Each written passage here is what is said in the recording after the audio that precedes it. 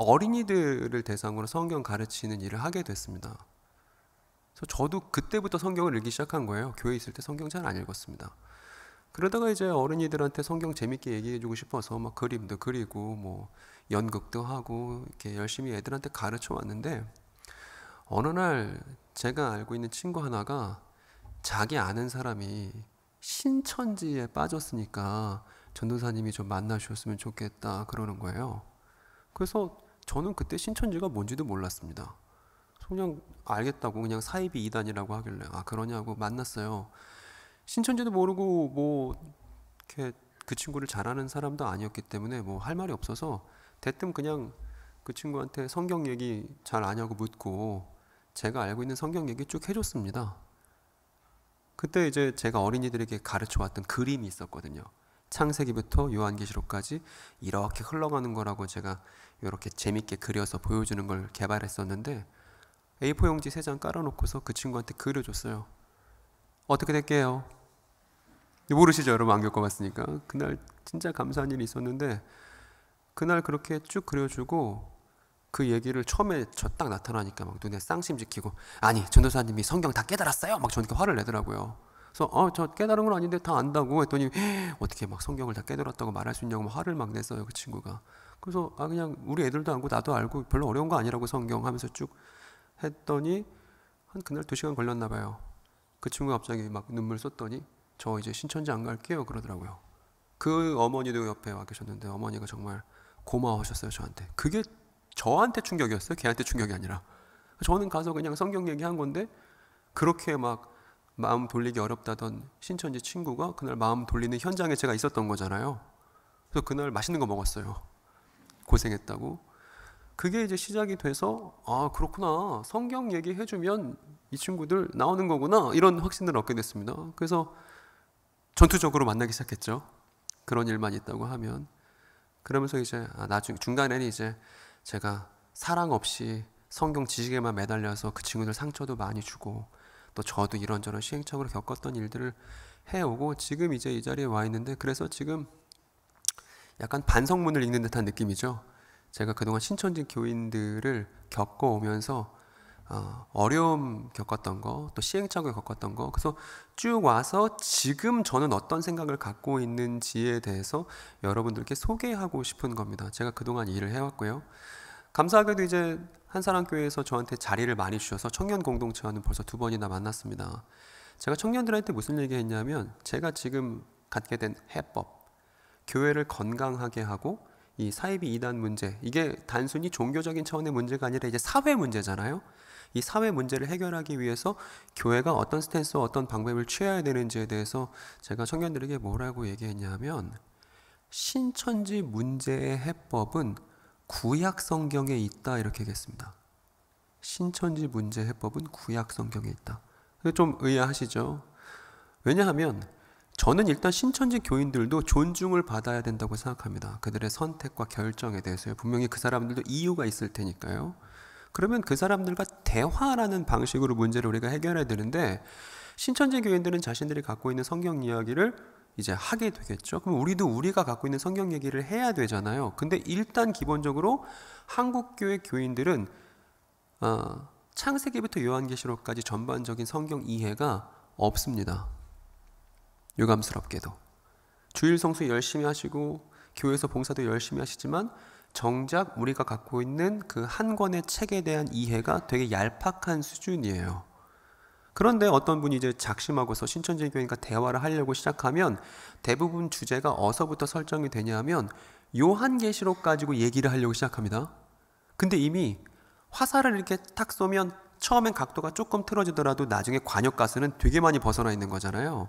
요한계시록 갖고 얘기를 하려면 이미 신천지 교인과 기존 교인이 전제가 너무나 다르기 때문에 서로 평행선을 긋는 주장만 할 뿐 대화다운 대화가 벌어지지가 않습니다. 저 또한 그런 일들을 겪었죠. 그리고 나서 요한계시록으로 대화하는 거 되게 어렵구나. 그러면 신약성경으로 대화를 해볼까? 근데 신약성경도 요한계시록보다는 쉬울지라도 그것도 이렇게 편하게 할 수 있는 일은 아니었습니다. 그래서 나중에 알고 보니까 구약 성경부터가, 즉 성경 이해에 있어서 성경을 이해하는 데 있어서 그 근본 토대는 유대인들이 읽었었던 구약 성경을 어떻게 이해하는지에 달려 있습니다. 그 구약 성경의 토대 위에 신약 성경의 이해를 쌓는 거예요. 그리고 구약 성경과 신약 성경을 제대로 이해할 수 있어야 그 위에 요한계시록도 비로소 이해할 수 있는 겁니다.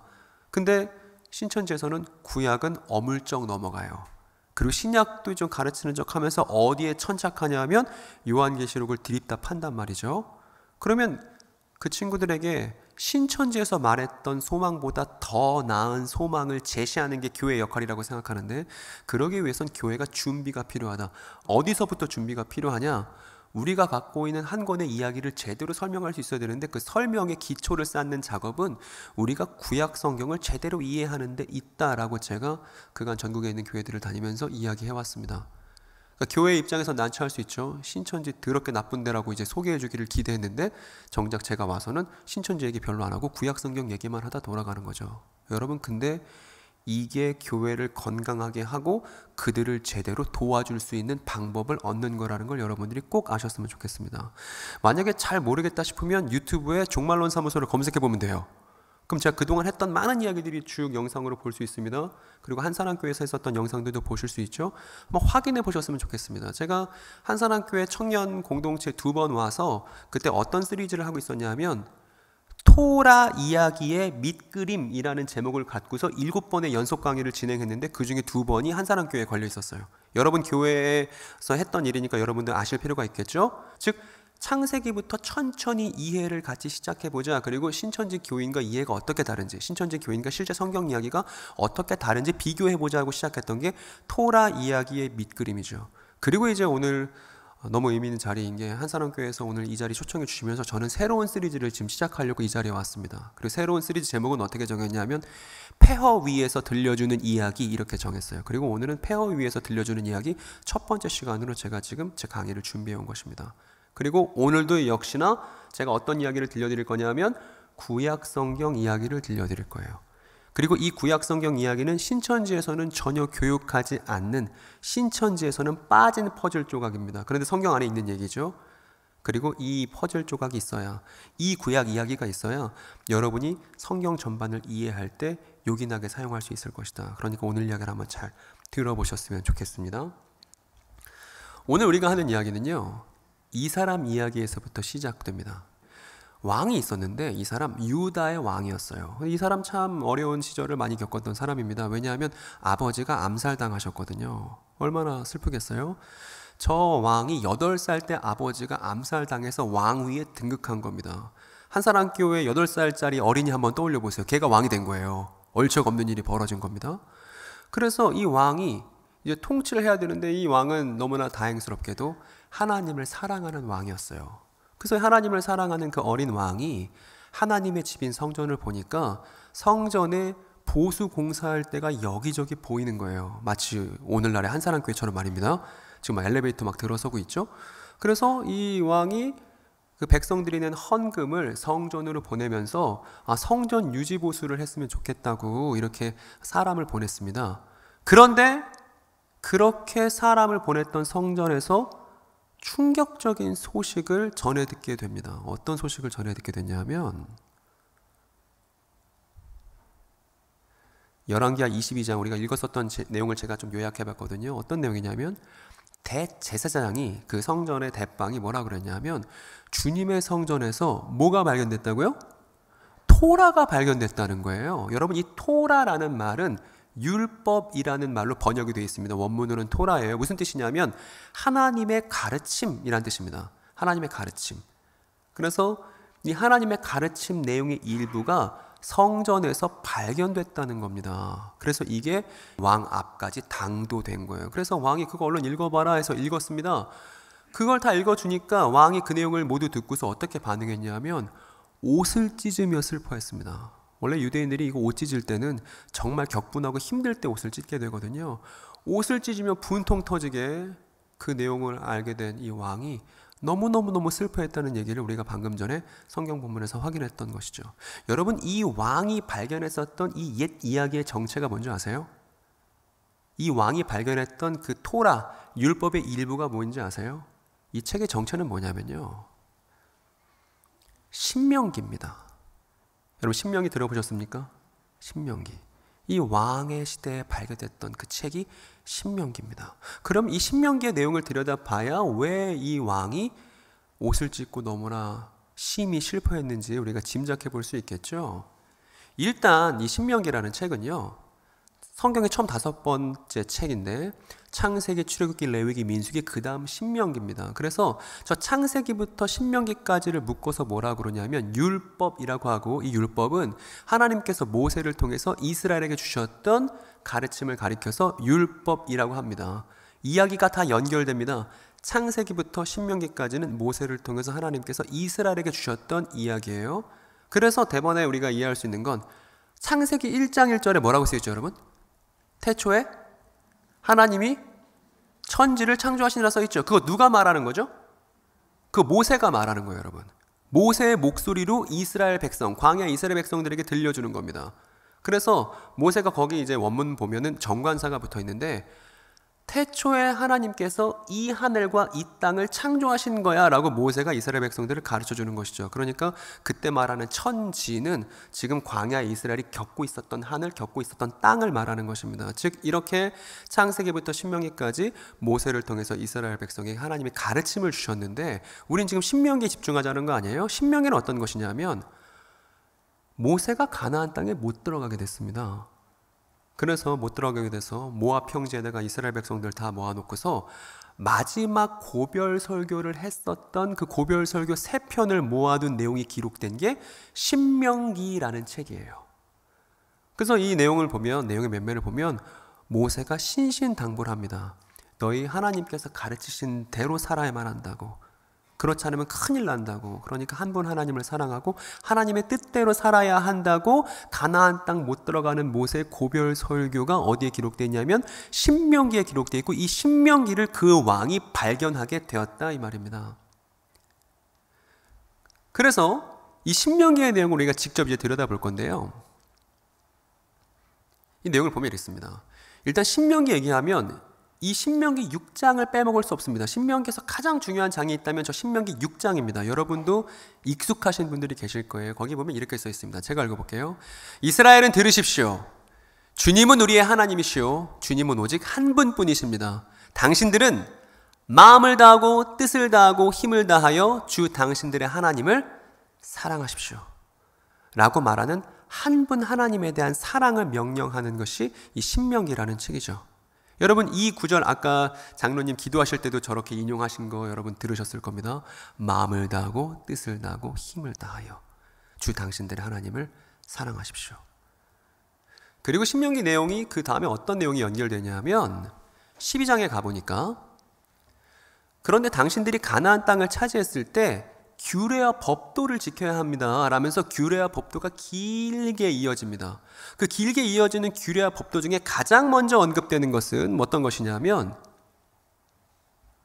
우상 숭배를 하지 말라는 것이죠. 한 분 하나님을 사랑하라고 명한 그 책에서 그 한 분 하나님을 향한 사랑 말고 다른 거에겐, 다른 우상에겐 조금 더 이스라엘의 사랑을 주어선 안 된다고 우상 숭배를 경고하는 내용이 첫 번째 규례로 언급됩니다. 그리고 그 다음 내용 보니까 특별한 장소가 나오는데, 당신들 모든 지파 가운데서 택하신 그곳에서 예배를 배우고 한 분 하나님 사랑하는 것이 그 장소 중심으로 정초돼야 된다고 이스라엘 백성에게 말씀하셨습니다. 그 장소가 어떤 장소냐면 성전이에요. 그러니까 이 이스라엘 사람들은 가나안 땅을 차지했을 때 성전을 중심으로 하나님의 규례를 지키며 한 분 하나님을 사랑하는 민족이 되어야만 한다는 것입니다. 그래서 이 민족을 통해서 여러 민족들이 하나님을 만날 수 있게끔 하는 역할, 이걸 제사장 나라라고 하는데 이 제사장 나라의 역할을 이스라엘이 감당해야 된다는 얘기가 신명기에 기록되어 있죠. 그리고 만에 하나 호기심에서라도 다른 민족들의 종교적 관습들, 우상 숭배의 풍습에 익숙해지지 않도록 조심하라고 또 경고하고 있습니다. 그리고 다른 우상들, 이방 민족들이 믿는 다른 우상들 중에 예시들이 등장하는데 그 예시 중에 뭐가 있냐면 여기 보니까 자신의 아들이나 딸을 불에다가 바쳐서 죽이는, 즉 유아 인신 제사를 벌이는 우상도 당시에 있었습니다. 너무 끔찍하죠. 자, 그림 갖고 왔거든요. 이렇게 생겼습니다. 이 우상을 뭐라 부르냐면 몰렉이라고 합니다. 몰렉. 지금 그림을 보시면 지금 몰렉의 제사장이 아이를 지금 몰렉에게 바치고 있죠. 저 몰렉 아래에는 용광로가 설치되어 있습니다. 아이는 비명 소리를 지르겠죠. 너무 무서우니까. 근데 그 아이의 비명이 들리지 않도록 풍악을 울리고 있고 저 아이의 운명은 저 용광로 속으로 떨어지는 거예요. 왜냐하면 그래야만 몰렉 신이 복을 줄 거라고 생각했기 때문에 그 잘못된 이야기 안에서 저런 끔찍한 참상들이 이스라엘 도처에서 벌어질 것, 그것에 대한 경고가 신명기에 기록되어 있다는 것이죠. 여러분 이름을 잘 기억해 주세요. 그리고 신명기 후반부에 가면 복과 저주가 길게 나열되는데 저주 중에서 제가 한 대목을 갖고 왔거든요. 거기 보니까 저주 중에 저주, 가장 끔찍한 저주가 뭐냐면 규례를 지키지 않았을 때, 하나님께서 명령하신 규례를 지키지 않았을 때 온갖 저주가 당신들에게 이스라엘에게 닥쳐올 것인데 그 저주 중에 하나가 우상을 숭배하는 다른 민족의 노예 생활을 하게 될 거다 이 말입니다. 여러분 그럼 생각해 보십시오.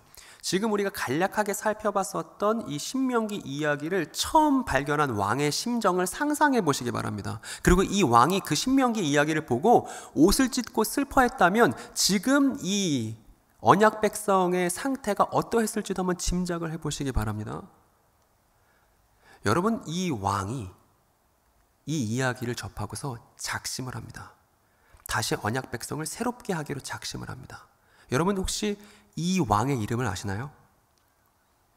이 신명기를 발견하고서 유다 전역을 개혁하기로 작심했었던 어린 나이에 왕위에 등극했던 이 하나님을 사랑했던 왕의 이름을 아시나요?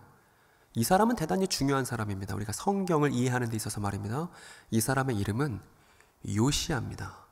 즉 요시야 시대에 신명기가 발견된 거예요. 그래서 이 요시야가 대대적인 개혁 작업에 착수하는데 뭐부터 하냐 하면 먼저 일단 성전에 온 유대 백성들을 다 집결시킵니다. 그래서 뭐 하냐면 직접 책을 읽어줍니다. 어떤 책을 읽어주겠습니까 여러분? 신명기를 읽어줍니다. 그래서 하나님께서 원하시는 건 이거야. 이 이야기를 공유하기 시작합니다. 이렇게요. 그리고 그 다음에는 요시야의 시선이 성전을 향합니다. 그 성전을 들여다보니까 충격적인 사실을 발견해요. 하나님의 율법책이 성전 귀퉁이에 있어서 발견된 것조차 충격적인 일인데 또 충격적인 일이 뭐가 발생하냐 하면 성전을 들여다보니까 성전 안에 뭐가 있어요? 우상을 숭배하는 기구들이 잔뜩 들어있다는 사실을 비로소 발견합니다. 아마 요시야 본인에게는 저런 우상들이 낯선 게 아니었을 거예요. 왜냐하면 자기 할아버지 때부터 너무 익숙하게 이스라엘이 사용하던 것이니까 그게 문제라고 생각 안 했을 겁니다. 그러니까 성전 안에 저런 우상 기구들을 집어넣어 놨겠죠. 근데 그게 끔찍한 문제라고 인식된 건 언제부터냐 하면 요시야에게 신명기가 발견됐을 그 순간부터 요시야는 이게 더 이상 방치하면 안 되는 일이 됐던 것이죠. 그래서 그 성전 안에 있던 우상들을 다 끄집어내서 모조리 불태웁니다. 그리고 그 재들도 저 성전에서 멀리 다 보내버립니다. 그리고 성전을 깨끗하게 하는 일에 착수합니다.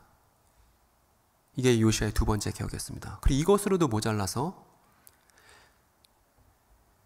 유대 지역에 보면 흰놈 골짜기라는 곳이 있습니다. 흰놈 골짜기. 근데 그곳에서 오랫동안 어떤 풍습이 이어졌냐면 몰렉에게 자기 자녀를 불에 바치는 풍습이 이스라엘 안에서도 자행되고 있었습니다.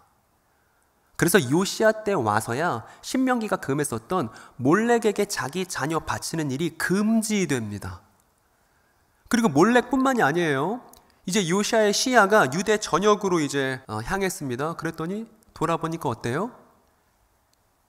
이런저런 이방 신을 위한 산당들이 유대 전역에 즐비하다는 사실을 요시야가 비로소 깨닫게 됩니다. 그래서 그 산당들을 모두 다 무너뜨려요. 심지어 그 이방 산당에서 봉사하는 제사장들을 유다의 역대 왕들이 임명했다는 사실 또한 알게 됩니다. 그래서 거기서 일하는 제사장들을 모두 실직시켜버리죠. 그래서 유대 전역에서 이방 산당을 없애는 작업을 합니다. 그리고 마지막으로 가장 중요한 일을 하는데 열왕기 23장 22절 23절을 보니까 이렇게 기록되어 있습니다. 사사들이 이스라엘을 다스리던 시대로부터, 그러니까 사사기죠. 우리가 갖고 있는 책 이름으로는요. 이스라엘과 유다 왕들의 시대에 이르기까지, 그러니까 열왕기상 열왕기하 말하는 겁니다. 어느 시대에도 이와 같은 유월절을 지킨 왕이 없었다는 거예요. 요시야 왕 제18년에 이르러서야 비로소 예루살렘에서 주님을 기억하는 유월절을 지키기 시작했다는 것입니다. 여러분, 이 요시야 왕 제18년이 그럼 대단히 중요하죠? 그동안 유월절을 지킨 바가 없습니다. 언제부터 유월절을 지키기 시작했냐면 요시야 왕 제18년에 이르러서야 이스라엘 백성이 유월절 전통 하나님이 명령하셨던 그 유월절 절기를 지키기 시작했다는 겁니다. 그러니까 유대인들에게 있어서 요시야 왕 제18년 그러면 대번에 무슨 의미인지 알겠죠? 그때 요시야 왕이 신명기를 발견했고 유월절을 지키고 전체적인 개혁을 했었던 그 시기가 요시야 왕 제18년이잖아. 이렇게 감 잡을 수 있을 겁니다. 마치 우리나라 사람들에게 1919 하면 3.1운동 벌어진 해지 이렇게 직감하듯이 말입니다.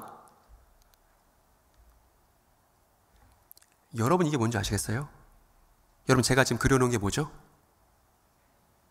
이거 이집트에서 깜깜한 어둠이었을 때 그 깜깜한 어둠의 이집트를 탈출하던 날. 여러분 이집트는 태양의 나라죠. 깜깜하면 안 되는 나라잖아요.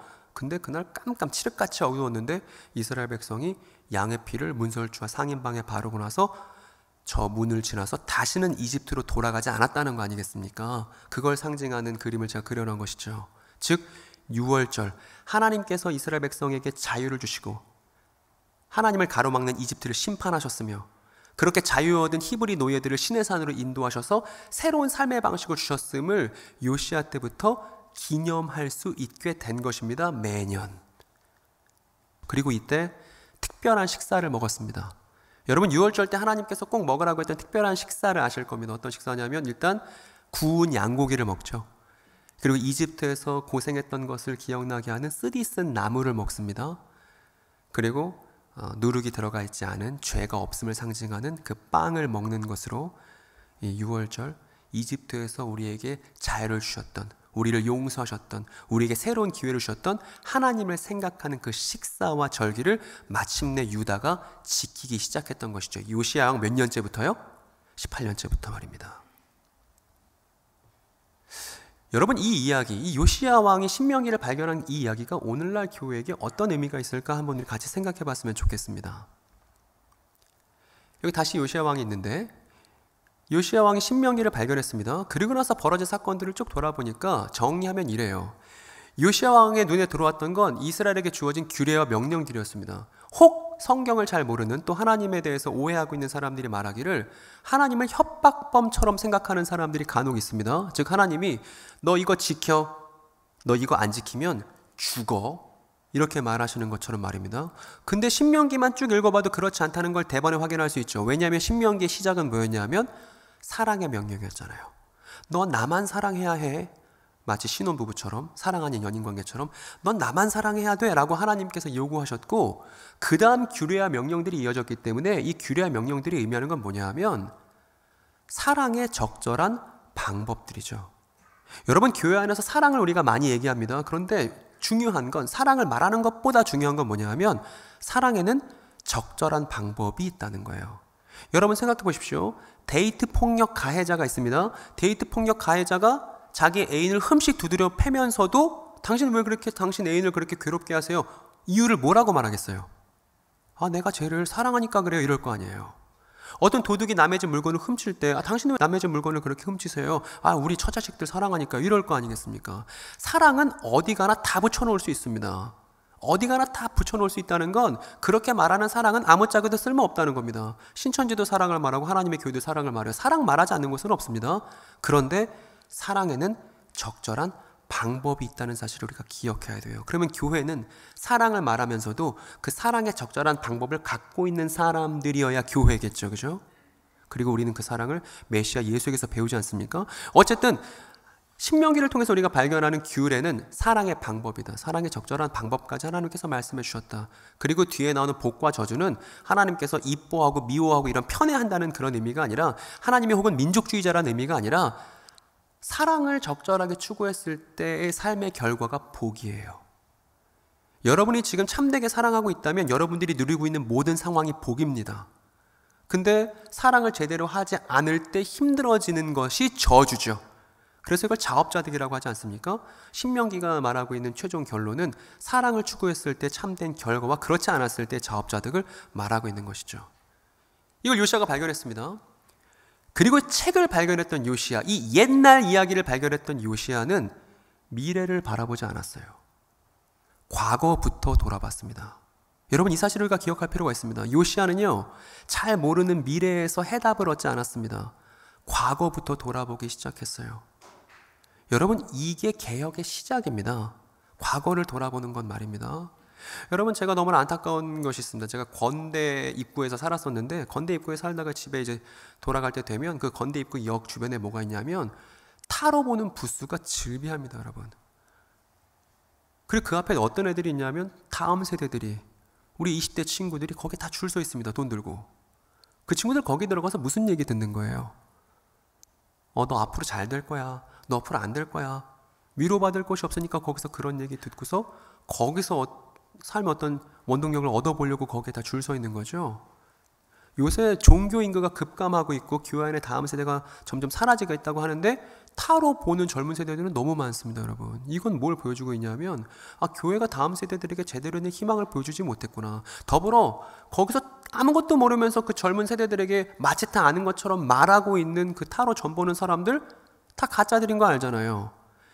아무것도 모르는 텅 빈 눈으로 바라보는 미래에서 우리의 소망을 찾는 게 아니죠. 우리의 소망은 어디에 있냐면 과거에 있습니다, 여러분. 그러니까 우리는 미래를 볼 게 아니라 어디를 봐야 하냐면 과거를 봐야 해요. 요시야처럼 말입니다. 요시야가 이제 책을 발견하고 나서 자신의 과거를 비롯해서 이스라엘 역대 과거를 돌아봤습니다. 그래서 사사기부터 시작하죠. 사사기, 사무엘상, 사무엘하, 열왕기상, 열왕기하, 이 지난 책들을 쭉 요시야가 돌아봅니다. 저 책들 사사기부터 열왕기하까지의 책은요 모두 신명기를 발견한 요시야의 관점을 반영하고 있습니다. 그래서 우리가 사사기부터 열왕기하를 읽으려면 요시야 얘기를 빼놓고는 읽을 수가 없는 거예요. 요시야 왕이 과거를 돌아본 결과가 저 책들이기 때문입니다. 그런데 돌아보니까 어때요? 자기한테만 익숙한 우상숭배가 아니었던 거예요. 이미 대단히 오래전부터 이스라엘 역대 역사 속에서 한 분 하나님을 사랑하지 않고 우상들을 따랐던 건 이미 낯선 이야기가 아니었다는 것을 요시야가 아프게 발견하게 되는 것이죠. 그리고 심지어 몰렉까지도 말입니다. 그 고대 근동에서 유행하던 몰렉 유행에 이스라엘 사람들도 열심히 따라다녔던 것입니다. 자기 자녀들을 불에 바치면서 말이죠. 그래서 이 책들은 신명기의 시선으로 되돌아본 이스라엘 과거에 대한 이야기고 과거를 돌아본 사람만이 거기서 제대로 된 소망을 발견할 수 있다 이겁니다. 그리고 과거를 돌아보면 반드시 뭘 만나게 되냐면 근원을 만나게 됩니다. 그 근원이란 다시 율법이에요. 처음에 하나님께서 이스라엘 백성들을 구하시고 시내산 앞에 이스라엘 사람들을 세워놓고서 하나님 앞에서 계명을 받았던, 하나님과 언약했었던 이스라엘 백성의 모습을 다시금 과거를 되돌아봤을 때 발견할 수 있는 것입니다. 요시야가 이렇게 과거를 돌아보고 유월절을 다시 지키게끔 했던 것은 어떤 의의를 갖고 있냐면 언약 백성을 시내산의 하나님 앞에 다시 세우기 위해 했었던 작업들이었던 거예요. 다시 이스라엘이 어떤 사람들인지 알게끔 하기 위해서 말입니다. 그리고 6월절 식사를 함께 하면서 이 시내산에서 하나님과 계약했던 자신들의 조상들과 같은 식사, 같은 음식을 먹으면서 우리가 누구인지를 확인했던 거죠. 미래에서요, 과거에서요? 과거에서요. 과거를 돌아보며 말입니다. 그래서 저는 이런 생각이 들었어요. 지금 여러분 저 화살표 보이시나요? 분홍색 화살표? 저렇게 미래에 눈 돌리지 않고 미래의 신기한 거, 새로운 거 이런 거에 눈 돌아가지 않고 몸을 돌려서 자신이 서 있는 자리를 끝으로 삼고 총체적으로 과거를 반성하는 자리를 가리켜서 저는 이렇게 부르기로 했습니다. 시간의 끝. 시간의 끝. 즉 요시야는 시간의 끝, 내가 이 시간의 끝이야. 그 자리에 서서 자신의 앞에 있었던 모든 사건들을 돌아보기 시작했던 것이죠. 그리고 바로 이 시간의 끝에서만 뭐가 가능하냐면 과거에 대한 결산과 반성이 가능합니다. 이 시간의 끝에서만 과거에 대한 결산과 반성이 가능합니다. 여러분, 이렇게 시간의 끝에 서서 자신의 과거를 돌아보고 그동안의 삶의 과거를 돌아봐서 내가 뭘 잘못했는지 발견하고 인정하는 것을 기독교 용어로 두 글자로 뭐라 그러죠? 그렇죠, 회개라고 그러죠. 그게 기독교인 되는 시작이잖아요. 요시야는 바로 그 자리에 섰던 것입니다. 그래서 다시금 정리를 해보면요. 요시야는 과거를 반성했습니다. 그리고 과거를 반성했기 때문에 뭐 할 수 있었냐면 새로운 실천을 할 수 있었죠. 여러분, 요시야가 새로운 실천, 개혁 작업에 착수했는데 요시야가 새로운 실천을 할 수 있었던 자양분은 미래에서 발견됐나요? 과거에서 발견됐나요? 과거에서 발견됐습니다. 뭔가 새로운 것 좀 해볼까 이러지 않았어요. 과거 이야기를 돌아보고 자기 자신을 반성했을 때만이 비로소 우리는 뭘 찾을 수 있냐면 새로움을 말할 수가 있습니다. 만약에 우리에게 새로운 것이 필요하다면 그것은 어디에 가 있냐면 과거에 가 있습니다. 그러니까 우리는 과거 이야기를 면밀히 돌아볼 필요가 있는 것이죠. 그리고 이 과거를 반성하게 하고 새로운 실천을 갖고 오게 하는 건 어떤 것을 통해서 가능하게 했냐면 옛 이야기를 발견하는 것을 통해서만 이루어지는 일입니다. 다시요. 옛 이야기를 발견했을 때 비로소 과거를 반성할 수 있고 새로운 실천을 할 수 있는 가능성이 열리게 된다는 것입니다. 저는 이거를 두동강이라는 표현을 써서 말하기를 좋아하는데 무슨 얘기냐면 지금 요시야가 두동강 난 것이죠. 반쪽으로 쪼개진 것입니다. 어떻게 쪼개졌냐면 과거를 슬퍼하며 반성하는 요시야와 이제 유다를 새롭게 하기 위해서 새로운 실천을 감행하는 요시야로 두동강 난 것이죠. 그래서 과거를 반성하는 요시야와 새로운 실천을 하는 요시야로 나눠진 것인데 저 둘은 사실 같은 요시야잖아요. 히브리서에서 이런 구절이 있습니다. 말씀은 날카로운 검이라고 하죠. 그 검이 우리를 쪼갠다고 합니다. 말씀이 날카로운 검이라서 그 검이 우리 자신을 양쪽으로 쪼갠다면 분명히 이렇게 쪼개질 거예요. 반성하는 나와 새로운 실천의 나로 말입니다. 그런데 이렇게 우리 자신을 두동강 낼 수 있는 그 힘이 어디에 있냐? 옛 이야기를 우리가 발견하는 데 있다 이 말입니다. 근데 옛 이야기를 발견하지 않으려고 했을 때 우리는 세상과 다를 게 없어질 겁니다. 그리고 지금 신천지 문제, 내지는 신천지 문제, 하나님의 교회 문제, 지금 대한민국 사회를 좀먹고 있는 무수한 이단들은 저 옛 이야기에서 자신을 발견한 경험을 교회 공동체에서 해본 적이 없기 때문에, 내지는 교회가 누구인지, 교회가 어떤 사람들에 대한 탁월함을 교회 안에서 발견한 적이 없기 때문에 다른 이야기에 귀 기울이게 된 거예요. 즉 우리는 옛 이야기에서 우리의 탁월함을 발견하지 못했을 때 이런 이단 문제가 창궐한다는 사실을 발견할 수 있습니다. 마치 신명기를 발견하기 전 유대 전역에 이방 산당들이 즐비했던 것과 똑같은 상황인 것이죠. 성경은 특히 열왕기하 23장 25절에 보면 요시야라는 사람이 옛 이야기에 아주 충실했던 사람이라는 것을 보여주고 있습니다. 제가 읽어볼게요. 여러분 제가 이 구절 읽으면 뭔가 기시감이 드실 거예요. 우리가 앞에서 확인했던 구절의 향기를 느끼실 수 있을 겁니다. 제가 읽어볼게요. 이와 같이 지금 요시야 얘기인데 마음을 다 기울이고 생명을 다하고 힘을 다 기울여 모세 율법을 지키며 주님께로 돌이킨 왕은 이전에도 없었고 그 뒤로도 다시 나타나지 않았어. 요시야 왕뿐이야 라고 지금 성경이 말하고 있거든요. 여러분 마음을 다 기울이고 생명을 다하고 힘을 다 기울여, 이거 어디서 본 것 같으시죠? 어디서 봤죠 우리? 아까 신명기 6장에서 한 분 하나님을 사랑하는 삶의 태도를 가리켜서 저렇게 표현했었죠. 그러니까 성경이 요시야를 평가하기를 뭐라고 평가하냐 하면 신명기에 철저하게 충실하기 위해서 살아왔던 삶이라고 요시야 왕을 그렇게 평가하고 있었다는 것입니다. 그러니까 요시야는 옛 이야기의 사람이에요. 요시야는 옛 이야기의 사람입니다. 거기서 자기 자신과 유다의 운명을 발견했고 그래서 새로운 실천을 할 수 있었던 요시야는 옛 이야기의 사람이었다는 거예요.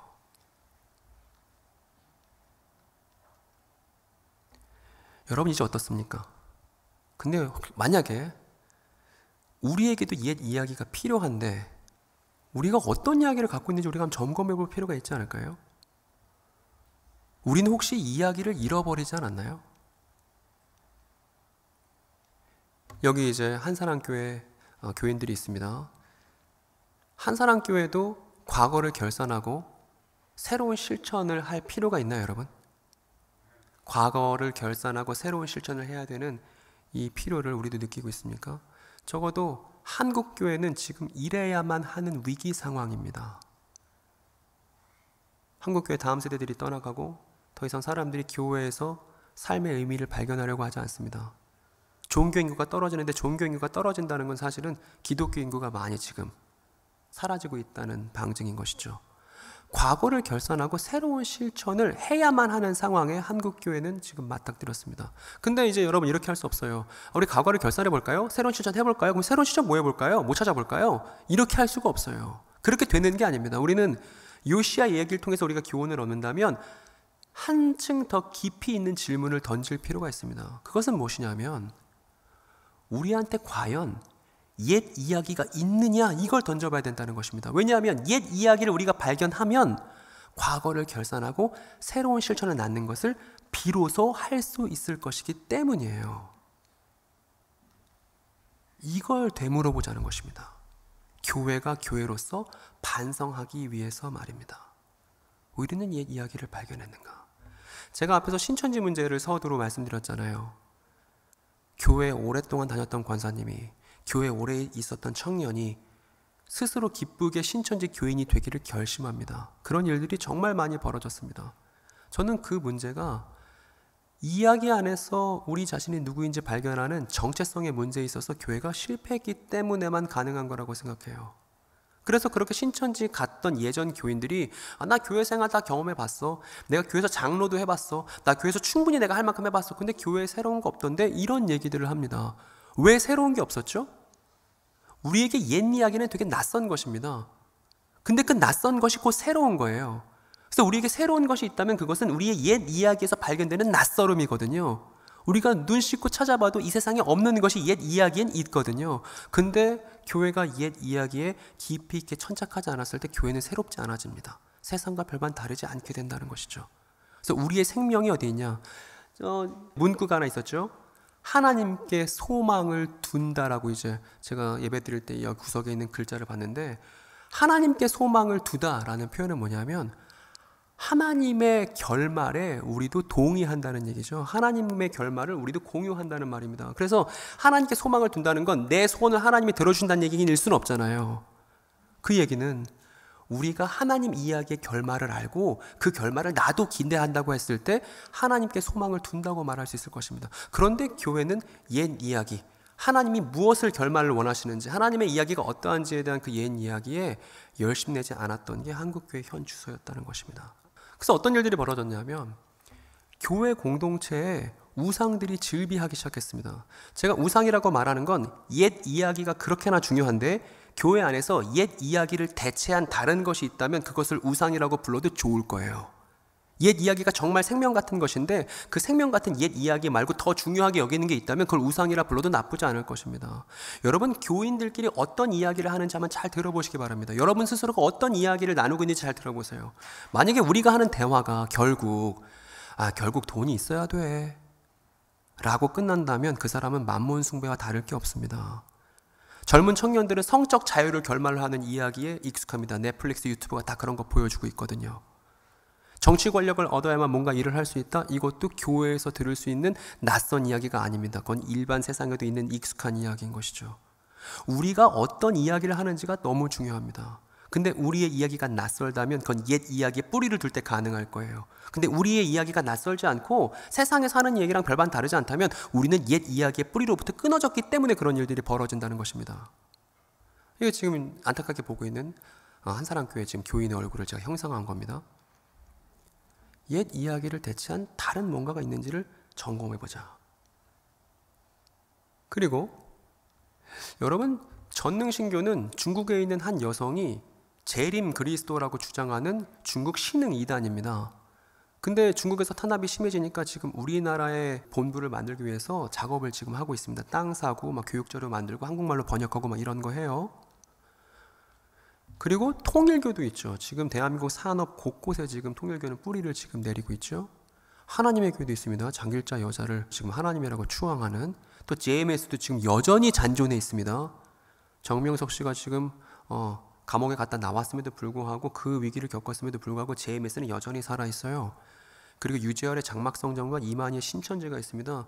저는 이 대한민국 사회를 지금 좀먹고 있는 사이비 이단들의 만연을 보면서 마치 요시야 시절의 산당들을 보는 듯합니다. 가짜 이야기들이 있고 또 가짜 이야기들은 다 성경을 악용했을 뿐 다 인간 욕망을 투영하는 이야기일 뿐이에요. 그리고 인간 욕망을 투영하는 이야기, 신천지 교인이 신천지 교회에 되는 이유는 누가 이렇게 질문 같은 거 하시더라고요. 왜 신천지에 가죠? 행복하려고 가요. 신천지에 가면 행복할 수 있을 것 같아서 가는 거예요.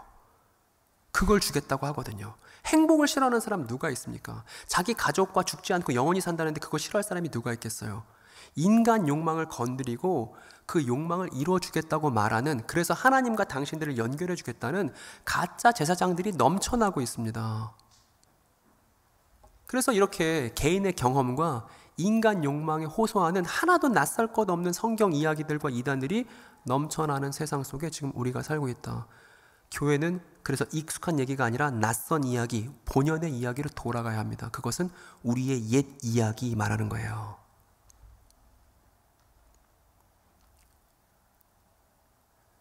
다시 여기로 돌아옵니다, 여러분.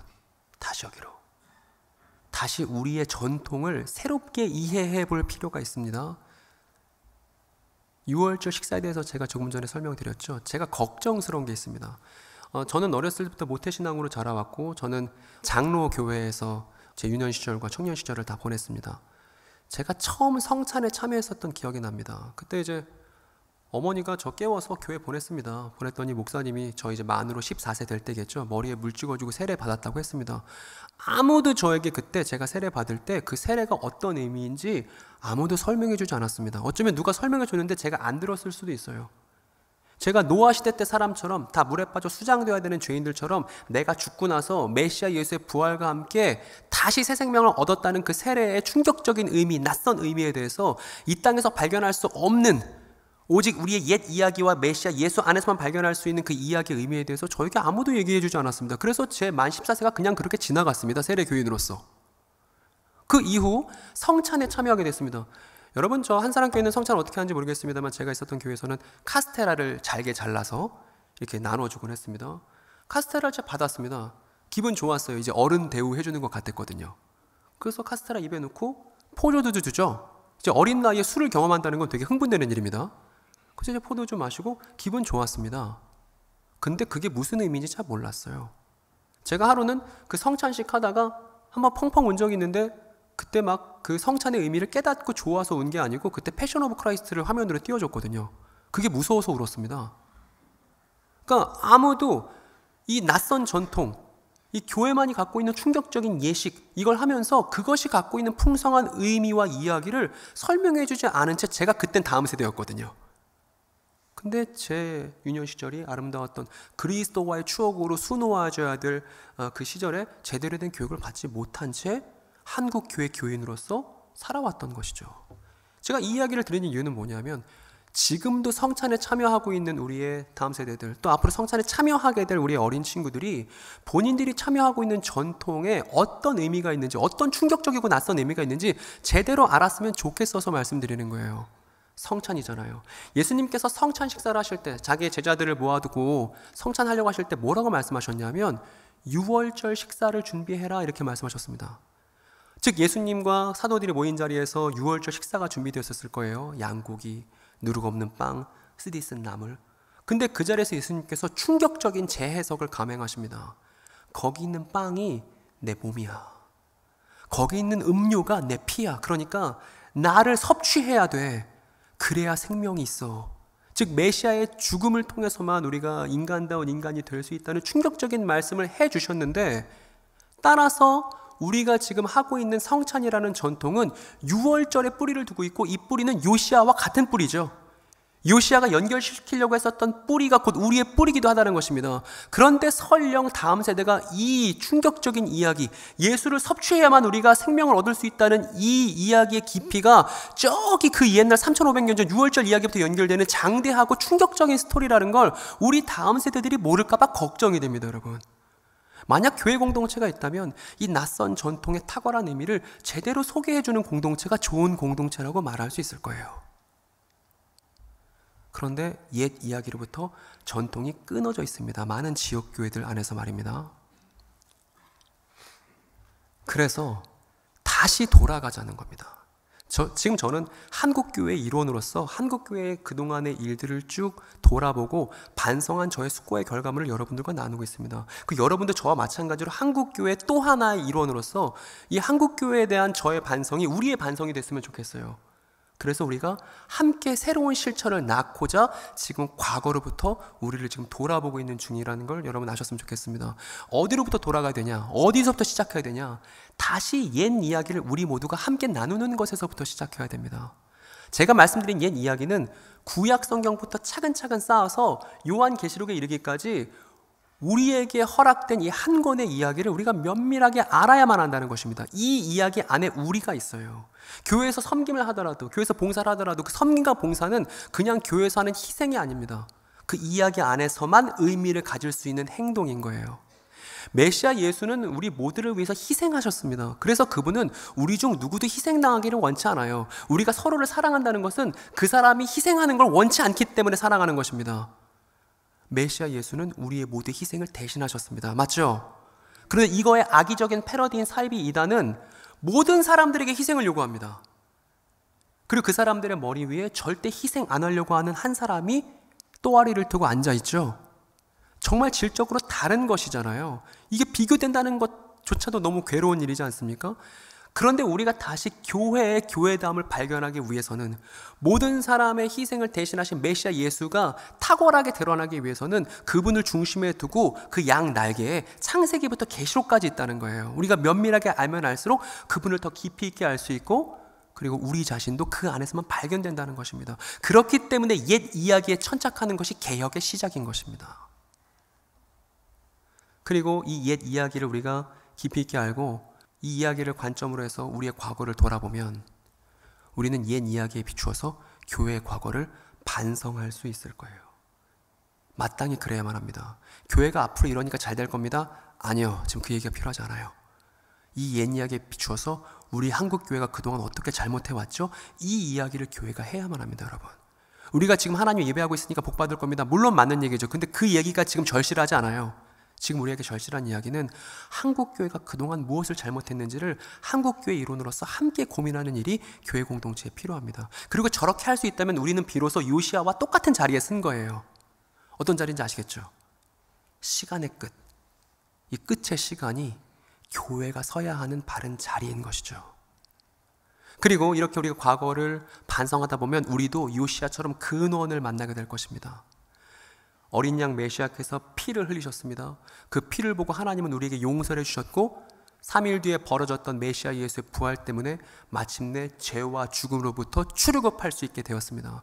그래서 우리는 어디로 인도되었냐 하면 하늘에 승천하셔서 대제사장으로 좌정하신 예수 앞에 제사장으로서 우리가 지금 그 앞에 서 있다는 것을 우리의 옛 이야기를 통해서만 보증받을 수 있습니다, 여러분.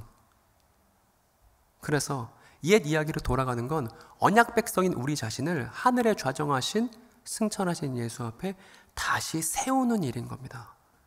그게 우리의 참 모습이에요.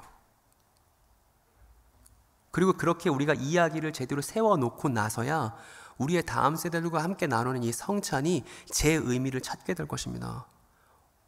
누가 묻겠죠. 엄마, 우리 왜 절기 때마다 왜 빵 먹고 포도주에 마셔? 그때 교회에서 그냥 전통적으로 하는 거야. 안 돼요. 말이 안 되는 겁니다. 그 충격적인 이질적인 낯선 식사가 엄청나게 큰 이야기를 갖고 있다는 걸 아이에게 오밀조밀 설명해 줄 수 있는 절호의 찬스를 얻는 순간이니까 그 기회를 제대로 살려야겠죠. 교회 공동체가 그 낯선 이야기에 익숙해져야 할 것입니다. 오늘 설교를 마칠 시간이 됐습니다. 여러분, 근데 상황은요 사실 그렇게 좋지 않습니다. 폐허화도 같습니다. 교회가 이야기를 제대로 쌓지 않은 지난 과거를 갖고 있습니다. 목사님과 식사하면서도 얘기를 나눴는데 우리의 선배 목사님 때부터 훨씬 더 오래전부터 이어져 왔던 관성들이 있어서 다시 교회 안에 이야기를 제대로 세우는 게 여간 쉽지 않은 일이 되어버렸습니다. 근데 그럼에도 해야 해요. 다시 요시아로 돌아갑니다. 우리 아까 기분 좋은 구절 봤잖아요. 요시아가 그렇게 옛 이야기였던 신명기에 충실했더니 요시아가 자신을 반성하고 새로운 실천을 나갈 수 있었다. 좋은 얘기 했잖아요. 저게 열왕기하 23장 25절이잖아요. 그런데 다음 구절만 봐도 우리가 충격에 빠집니다. 그 다음 구절을 보면 26절인데 제가 읽어볼게요. 그러나 주님께서는 유다에게 쏟으시려던 그 불타는 진노를 거두어 들이시지는 않으셨다. 므낫세가 주님을 너무나도 경노하시게 하였기 때문이다. 이렇게 되어 있습니다. 므낫세는 어떤 왕이냐면, 여러분, 므낫세를 역사학자들이 평가하기로는 좋은 왕이라고 평가합니다. 왜냐하면 해외 교육도 많이 하고 다른 나라들과 여러 문화 교류를 많이 했거든요. 근데 그거는 세상의 관점으로 봤을 때 좋은 왕이지, 하나님의 관점으로 봤을 땐 온갖 우상들을 이스라엘에 도입했던 아주 악한 왕인 거예요. 요시아의 할아버지입니다. 그런데 이 므낫세 때부터 시작됐던 우상 숭배가 너무나 극심하다 보니까, 그래서 유다 백성들이 다 우상 숭배 풍습에 쩌들어 버렸으니까 요시아의 단발적인 개혁으로는 이 유다를 어찌할 수 없을 지경으로 극심하게 타락했다는 얘기를 저 열왕기하 23장 26절에 들려줍니다. 그래서 이후 어떻게 되냐면요, 남유다가 바벨론에 의해서 망해요. 기껏 요시아가 성전을 청소해놨지만 저 성전은 어떻게 되냐면 깡그리 무너집니다. 그래서 남유다가 다 폐허가 돼버리고 남유다의 백성들이 바벨론의 포로로 끌려가는 일이 벌어집니다. 여러분, 우리가 인간적인 생각 같아서는 하나님, 요시아가 그렇게 정신 차리고 제대로 개혁했으니까 그 이후 유다를 좀 잘 봐주시고 유다의 역사가, 이스라엘의 역사가 승승장구했으면 좋잖아요 라고 우리가 하나님께 항변할 만도 하죠. 근데 역사의 물줄기는 그렇게 돌아가지 않았어요. 요시아의 개혁 이후에 그 다음 세대 때 유다가 멸망했습니다. 여러분, 이걸 보면서 그러면 어차피 요시아도 열심히 했는데 뒤에 망했으니까 우리 하지 말아야겠다 이래야 되나요? 그렇지 않습니다. 여러분, 하나님의 사람의 실천의 근거는요, 미래의 성공에 달려있지 않습니다. 다시 말씀드릴게요. 하나님 백성의 실천의 정당성은, 우리가 뭔가 실천을 하려고 해요. 그것의 이유와 명분은 미래의 성공에 달려있지 않습니다. 미래의 성공이 아니라 어디에 달려있냐면 지금 한 분 하나님을 제대로 사랑하는 일에 달려있습니다. 이게 우리의 기준이에요. 이게 우리가 실천을 하는 이유입니다. 요시아 이후 시대에 어떻게 될지 요시아는 관심 없어요. 지금 요시아에게 필요한 건 한 분 하나님을 자기 시대에 제대로 사랑하는 일이에요. 하나님은 그것을 좋게 여기셨습니다. 저도 잘 모르겠습니다. 우리가 열심히 이야기를 들여다보았을 때, 그리고 우리가 우리 다음 세대를 열심히 교육하려고 애를 썼으나 그 이후 세대에 대해서는 우리가 다음 세대들에게 정말 맡겨놓을 수밖에 없는 것이죠. 그러나 우리 시대 안에서는 우리가 깨어있고 손을 쓸 수 있고 움직일 수 있는 우리의 시간 속에서는 우리가 시간의 끝에 서서 제대로 된 실천으로 한 분 하나님을 사랑하는 것을 보여주고 싶다는 거예요. 그 낯선 삶의 형태를 구현하고 싶다는 것입니다. 왜냐하면 우리가 교회니까. 이 낯선 게 없어서, 이 낯선 이야기와 낯선 사람들의 삶이 없어서 세상에 허덕이고 있다면 이 낯선 걸 이 땅에 도래하게 만들어버리고 싶다는 것입니다. 여러분, 제가 낯설다고 말하는 게 곧 새롭다는 말도 된 거죠. 그리고 새로워야만 희망이 될 수 있고 소망이 될 수 있습니다. 요시아가 그토록 바랬던 것, 하나님 말씀을 잘 듣고 그분의 뜻 따라 살아가는 사람들이 나타났으면 좋겠다, 그런 백성이 됐으면 좋겠다 라고 요시아가 그토록 갈망했는데, 요시아의 갈망의 성취가 누구냐 하면 바로 여러분들입니다. 메시아 예수의 죽음과 부활을 통해서 요시아가 그토록 바라던 백성이 나타났는데 그게 바로 여러분이란 말입니다. 그렇기 때문에 여러분 다음은 낯선 거예요.